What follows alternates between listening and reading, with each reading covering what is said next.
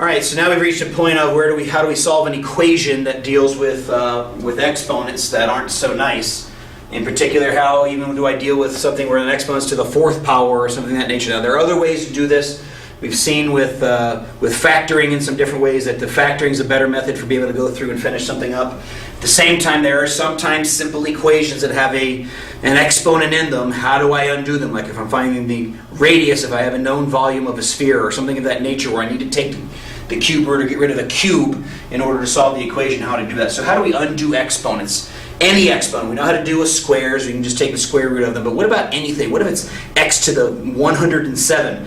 How do you solve an equation that has x to the 107? Or what if you have x to the 4/7? There's an easy way to go through and do that. Your calculator ends up doing most of all the work for you. Basically, it boils down to how do you undo the exponents. It's a piece of cake. I'll show you how to do that here in this first slide. And then clear everything else away from the exponents before you do that. And it's just, again, doing the reverse order of operations, just like you should have been taught in doing your undoing process for solving equations. First of all, how do I undo the exponents? Say I have x to the 4/7 is equal to 1,000, right? Very simple. To get rid of this is what's called exponentiation. You would usually take a root to get rid of the 4. You usually raise it to a certain power to get rid of the 7s, but you can do them both in one step. If I don't like it to the 4/7, I take that and I reciprocate or find the reciprocal of the fraction and do that to both sides. So I'm raising this side to the 7/4, which means I'll raise this side to the 7/4. By the way, this will make the number bigger. 7/4 is bigger, and therefore the number will end up bigger. But anyway, when I multiply these two fractions, we're taking advantage of the idea that when I multiply inside and outside exponents, 4 times 7 is 28, 7 times 4 is 28, 28 divided by 28 is x to the first power, which I just write as x. On this side, it's 1,000 to the 7/4, and my calculator can do that for me. So I've got my Inspire here, so 1,000 to the, and I'll put the fraction in there, 7/4, so I can just type it in just like that. I don't need any special values. You could put in 1.75 if you want to, because that's what 7/5 is equal to, 7/4 is equal to. Anyway, I get this ugly value, and they're usually going to be ugly, 177,827.941. So that's the solving process for the rational exponents.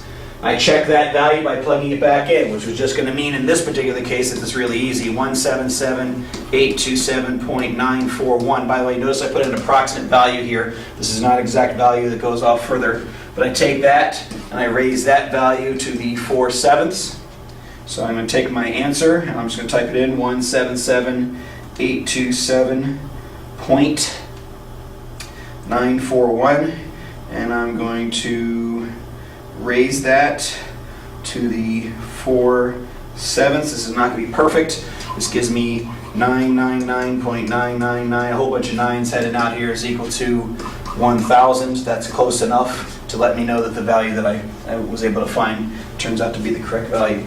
So what if it's not a rational exponent by itself? Let's say I had 3 times x to the 3/2 plus 9 is equal to, and I don't need a beautiful answer here, so let's just say it's 24. And I want to solve that equation. I solve it the same way I've been solving the entire year. I get rid of the things that are around my x value, my reverse order of operations. I have addition, I have multiplication, and I have an exponent. In the reverse order of operations for solving, addition goes away first, multiplication goes away second, and then this goes away third. The only thing that would change that is if I had a set of parentheses and I needed to deal with those, I might have to deal with something else first. But the solving process, here's a piece of cake. Subtract 9 from both sides. So 3x to the 3/2, subtract 9, this is 0. 24 minus 9 is 15. So then I got to get rid of the 3. 3 is multiplied times the x, so I get rid of it by dividing.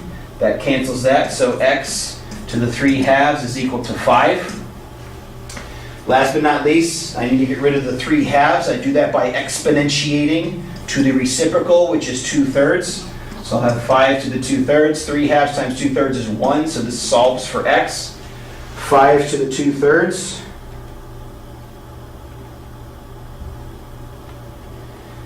gives me 2.924 as my solving value.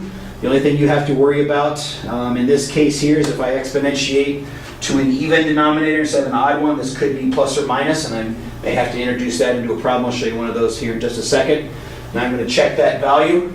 So 3 times 2.924 to the 3 halves plus 9, and by the way, this is approximate again, I keep forgetting to do that, is equal to 24. I know it's not going to equal exactly 24, so I'm just going to type it in like that.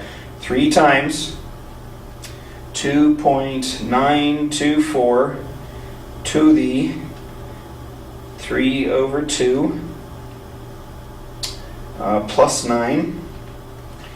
My calculator gives me 23.99986. That's close enough to 24 to let me know that my value's there. All right. So last but not least piece is what if I have an even value in that case? So let's just say I have negative 2x to the 2/5 is equal to, I don't know, negative 20, just to make up an easy one. Divide both sides by negative 2, x to the 2/5 is equal to 10. To get rid of the 2/5, this is 5 halves. 5 halves, but because this denominator is a 2, just like when you take the square root of a value when you're solving an equation, you may end up with plus or minus a value there. That cancels on this side. The calculator isn't going to tell you that. It's something that you got to keep in mind and remember, that when you're raising to an even root, there's usually 2 ways to get there when I'm solving. 316.228. That's different than if it's an expression. If it's an equation where I introduce the root to both sides, I got to worry about both being plus or minus. If the root is already there, then I just got to worry about it being positive. I will check the negative value there. So I'm going to have negative 2 times parentheses negative 316.228 raised to the 0.4.